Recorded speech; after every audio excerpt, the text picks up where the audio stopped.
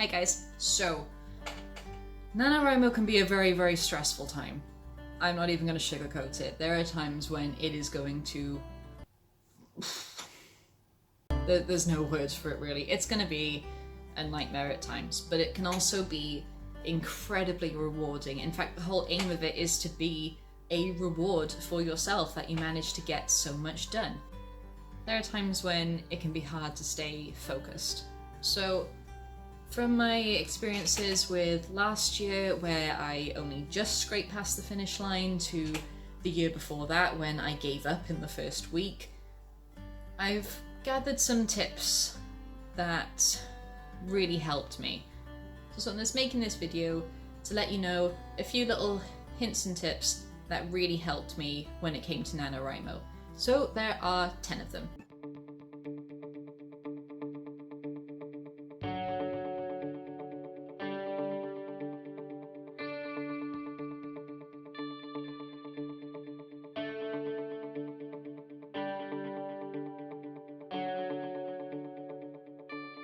The first one is planning.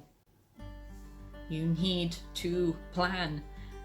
Even if you're a pantser, even if you like to just write down any idea that's in your head and then just run with it, that is fantastic. I do the exact same thing. Whenever a premise pops into my head, I'm like, yeah, sure, let's go for it. And I see what comes out of it.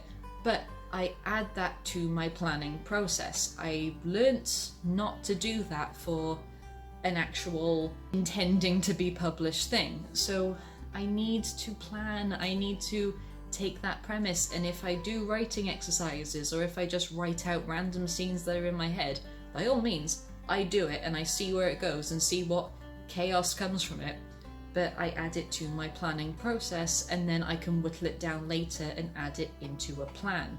If you don't have a plan, it's gonna be a mess. If you work better without a plan,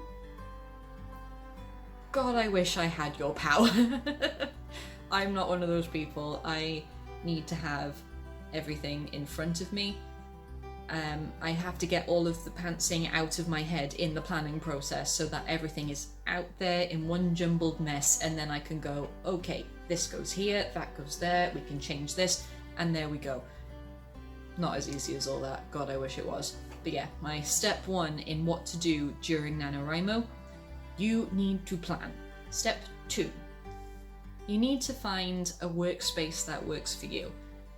And there are people out there who can just grab their laptop, grab a notebook, and just sit in front of the TV and have music blasting or something like that, and they can write so many words, and power to you. Again, I wish I had your power, but you need to find somewhere that works for you personally. If that is your space, then that is your space, but you need to find it that works for you. So there are people out there who need to have an office, a quiet room. Some people can only work in coffee shops. Honestly, it doesn't matter where your workspace is, but that needs to be your workspace. As soon as you're there, you need to have this mindset of, okay, I'm here to do this, and that's where you need to do it. So if you can work in your living room with your headphones in, music blasting, that's your workspace. If you prefer to be at the table with a laptop and just have everything in front of you, that is your workspace.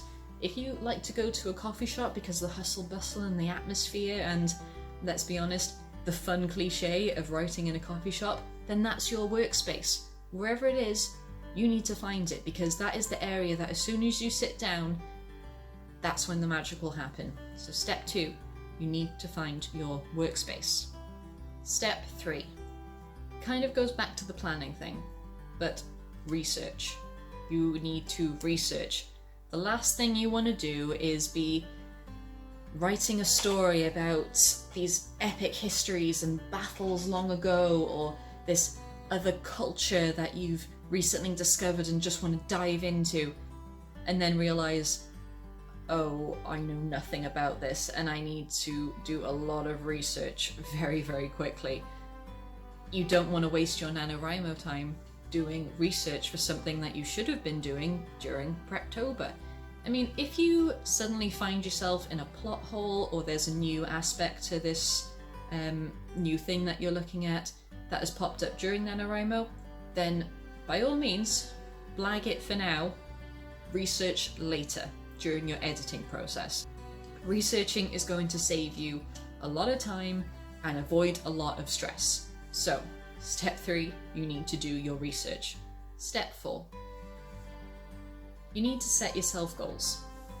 Setting goals not only lets you as a person know what you're supposed to do and how you're supposed to do it and give you something to aim for, it also lets other people know what you're trying to do. Setting goals for yourself is like making a promise, and the last thing anybody wants to do is break a promise. It just breaks things down into more manageable chunks rather than being like, so for example, the Nanowrimo goal is to write 50,000 words of a project. But a goal for yourself is not only to get there, but it's to maybe write a certain amount of words a day. Maybe it's to get out and about a little bit more and write outside. Maybe it's to write a genre that you've never written in before. All these little goals break down this massive Nanowrimo chunk into little bite-sized pieces, and it makes the whole thing feel less overwhelming, less crazy. It just really helps break things down for you. Step 5, just take it one day at a time. Again, going with goals, setting yourself smaller targets.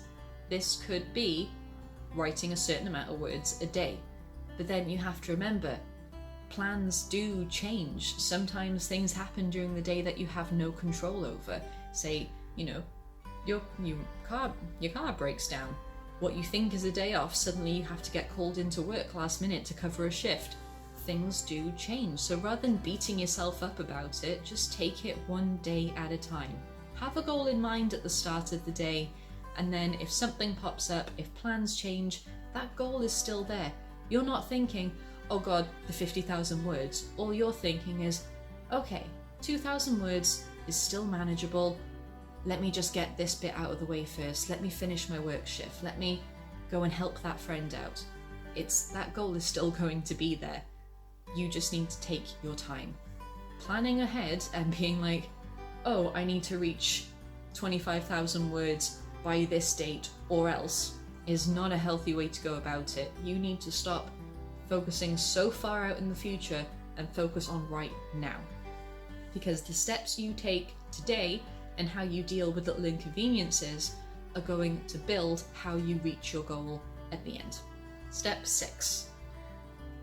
I am a little bit funny about this one myself, and I'm sorry, I'm already so sorry, but step 6 is to tell people about your work.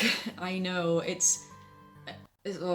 makes me feel all skin crawly just thinking about it. I mean, talking about your work, if you're not a very confident person, can be so overwhelming and terrifying and weird. Oh god, what if they think I'm weird? What if they think the story's not good?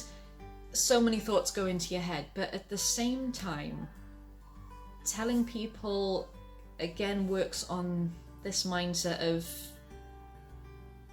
they might get excited about it. They might share your excitement. They might be taking part in Nanowrimo with you. If you don't want to talk to someone in person, there are forums, there's the Nanowrimo community, there's a whole bunch of people that you can talk to about your project, and you can get excited about their work, they can get excited about yours, you can build each other up. It's just a nice little way of getting the excitement and motivation building. It's not an easy one, this is why it's a little bit lower down in the list, but talking to people does help. And as an introvert who has never really shown anybody her work outside of like fanfiction years ago and stuff like that,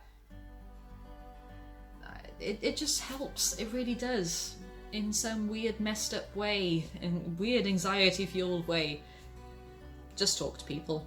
It does help, and it does push the process along. 7 is an important one, but not many people think of it, but step 7 is an important one.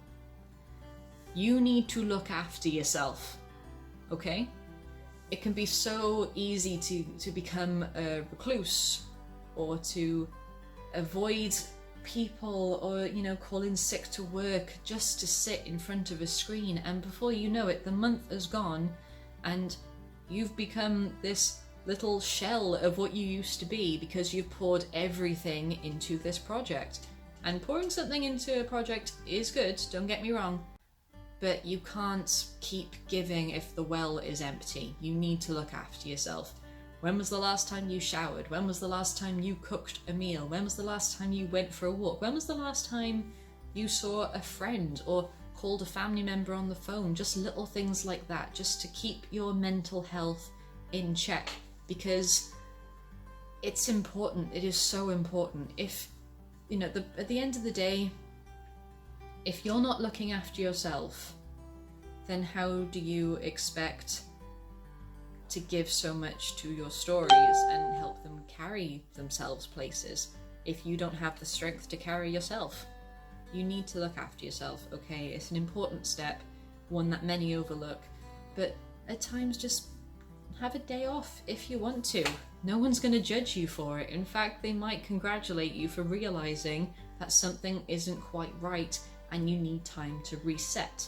Have a shower, have a proper meal, call a friend. Look after yourself. Step 8. It's a bit of a combination between 6 and 7, but it's getting involved in the writing community.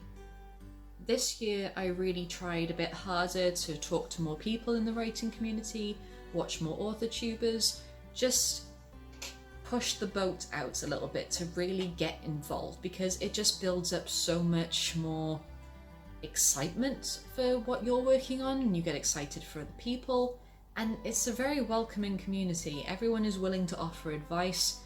I mean, don't get me wrong, in every fandom and whatever there's going to be a few off people, that's just life in general, but for the most part, get involved. Be proud of your work, just go for it. Step 9, be proud of yourself, okay? No matter how many words you write a day, you're still writing them. No matter if you reach the 50,000 words or not, that's something that you've aimed for. You've come up with this idea, you've come up with these characters, you've come up with this world.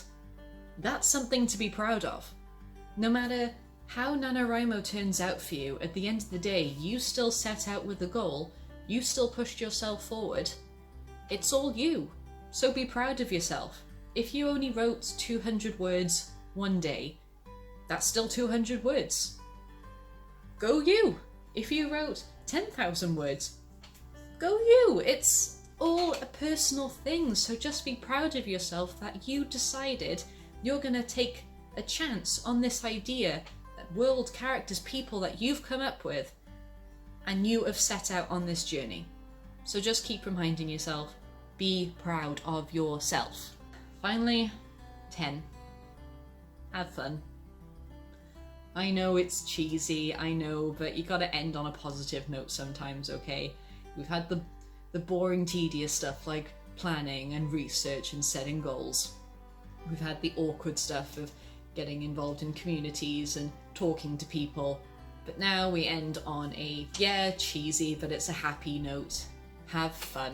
This is your project, this is your world. You get to write it any way you want to, so why can't you have fun with it? So those are 10 things to keep in mind during Nanowrimo. Plan, find your workspace, research, set goals, take it one day at a time, tell people, get involved in the community, be proud of yourself, and have fun. And hopefully, it just makes the whole Nanowrimo experience a lot better for you. Wishing you the best of luck, guys. Bye.